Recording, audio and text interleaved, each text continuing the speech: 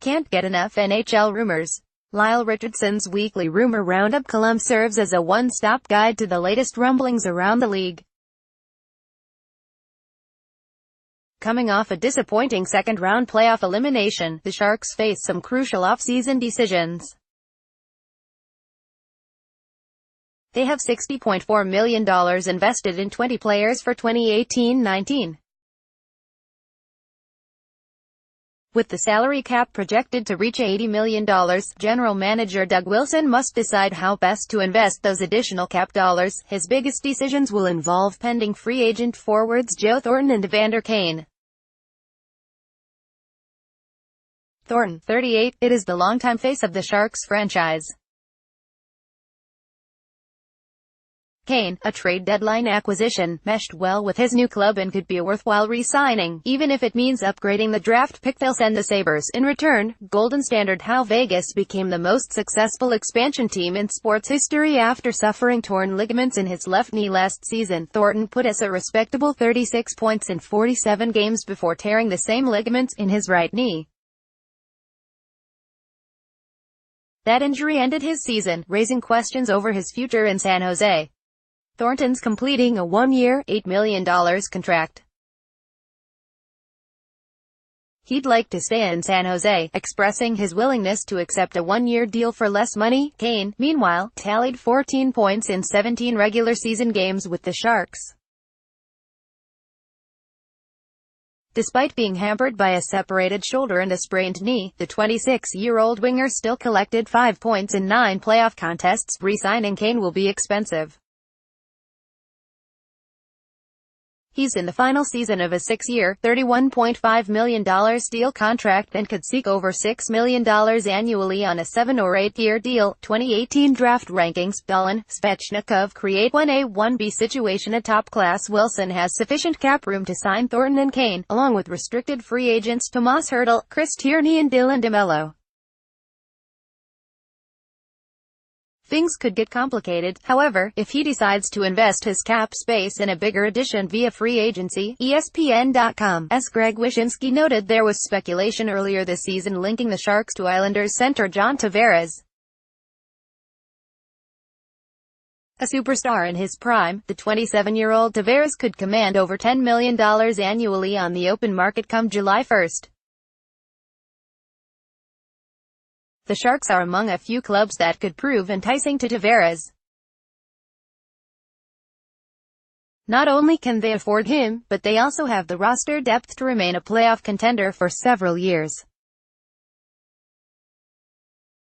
If they sign him, it could mean parting ways with Thornton and perhaps Kane if his salary demands prove too costly. NHL Draft 2018, Sabres hit jackpot, but lottery prizes aplenty after no. 1 Bruins' biggest needs up for debate. A lack of secondary scoring contributed to the Bruins' second-round elimination by the Lightning.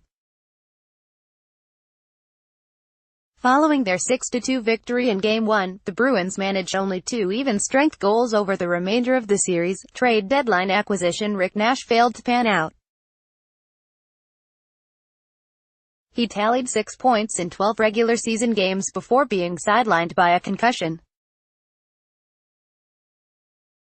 He returned in time for the playoffs but managed just 5 points in 12 postseason contests. ESPN.com's Greg Wyshynski recommended the Bruins pursue a different veteran power forward for their second line.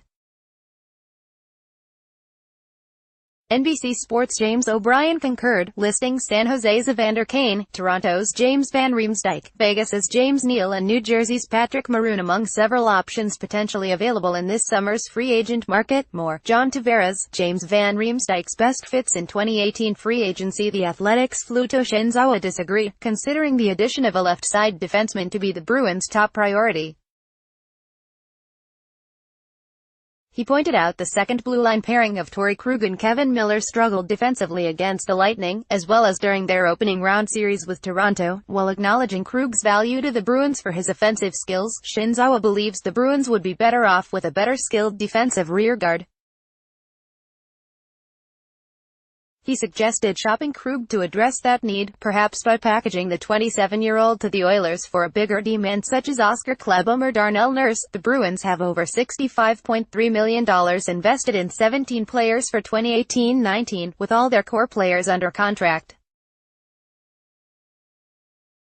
That gives general manager Don Sweeney sufficient room to take on additional salary to bolster their roster next season. Trading Krug would be a bold move, but Sweeney probably won't do something that drastic. He could instead look toward an affordable veteran addition via free agency, such as Dallas Stanham or Columbus Ian Cole. Sweeney previously showed a willingness to dip into the free agent pool. In 2016, he signed veteran winger David Backes in 2016 to a 5-year, $30 million contract. The Bruins were rebuilding back then and needed depth on the wings. With Backes now 34 and his production in decline, Sweeney could be reluctant to risk repeating that mistake this summer. The Bruins now possess good young forwards such as Jake DeBrusk, Anders Bjork and Ryan Donato. Sweeney could give those youngsters more opportunities to develop next season. If he still wants to add a forward via free agency, he could pursue more affordable short-term options such as Thomas Vanek or Michael Grabner.